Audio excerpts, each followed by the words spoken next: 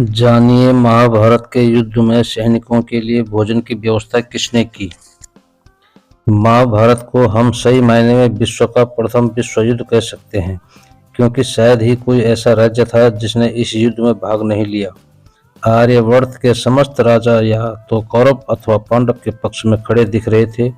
श्री बलराम और रुक्मी ये दो ही व्यक्ति ऐसे थे जिन्होंने इस युद्ध में भाग नहीं लिया। कम से कम हम सभी तो यही जानते हैं। किंतु एक और राज्य ऐसा था जो युद्ध क्षेत्र में होते हुए भी युद्ध से विरत था। वो था दक्षिण के उडुपी का राज्य। जब उडुपी के राजा अपनी सेना सहित कुरुक्षेत्र पहुंचे तो कौरव और पांडव दोनों उन्हें अपनी ओर मिलाने को प्रयत्न करने लगे।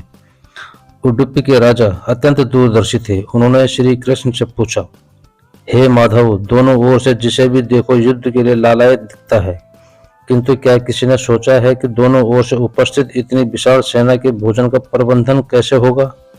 इस पर श्री कृष्ण ने कहा, महाराज, आपने बिल्कुल उचित सोचा है।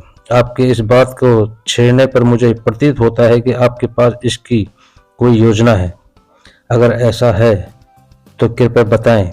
इस पर उडुपी नरेश ने कहा, हे वासुदेव, ये सत्य है कि भाइयों के बीच हो रहे इस युद्ध को मैं उचित नहीं मानता।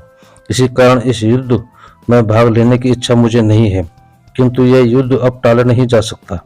इसी कारण मेरी ये इच्छा है कि मैं अपनी पूरी सेना के साथ यहाँ उपस्थित समस्त सेना के भोजन का प्रबंधन करूं। इस पर श्री कृष्ण ने हर्षित होते हुए कहा, महाराज, आपका विचार अति उत्तम है। इस युद्ध में लगभग 50 लाख योद्धा भाग लेंगे, और अगर आप जैसे कुशल राजा उनके भोजन के प्रबंधन को देखेगा तो हम उस ओर से निश्चिंत ही रहेंगे।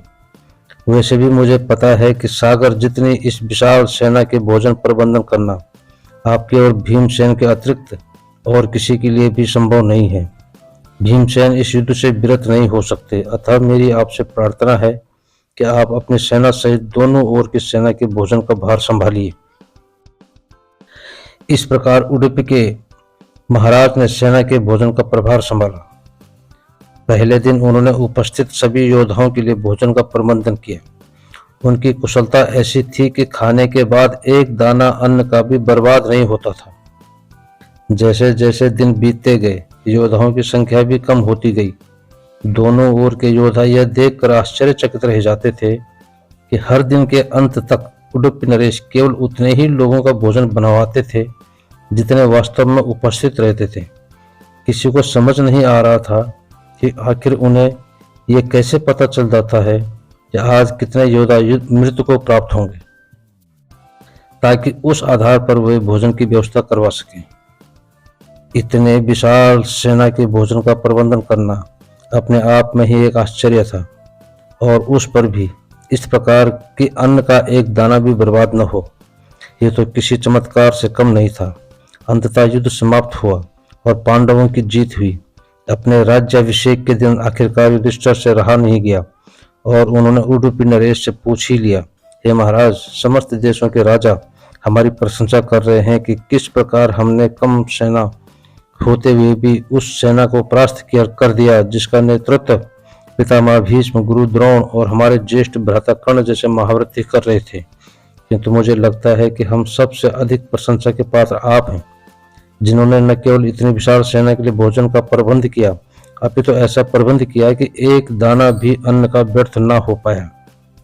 मैं आपसे उस कुशलता का रहस्य जानना चाहता हूँ। इस पर उडुपी नरेश ने हंसते हुए कहा, महाराज, सम्राट, आपने जो इस युद्ध में विजय पाई है उसका श्रेय किसे देंगे। इस पर युधिष्ठिर ने कहा, श्री कृष्ण के अतिरिक्त इसका श्रेय और किसे जा सकता है। अगर वे न होते तो कौरव सेना को परास्त करना असंभव था। तब उडुपी नरेश ने कहा, हे महाराज, आप जिसे मेरा चमत्कार कह रहे हैं वो भी श्री कृष्ण का ही प्रताप है। ऐसा सुनकर वहां उपस्थित सभी लोग आश्चर्यचकित हो गए। तभी उडुपी नरेश ने इस समस्या से पर्दा उठाया और कहा कि महाराज, श्री कृष्ण प्रतिदिन रात्रि में मूंगफली खाते थे। मैं प्रतिदिन उनके शिविर में गिनकर मूंगफली रखता था और उनके खाने के पश्चात गिनकर देखता था कि उन्होंने कितनी मूंगफली खाई है।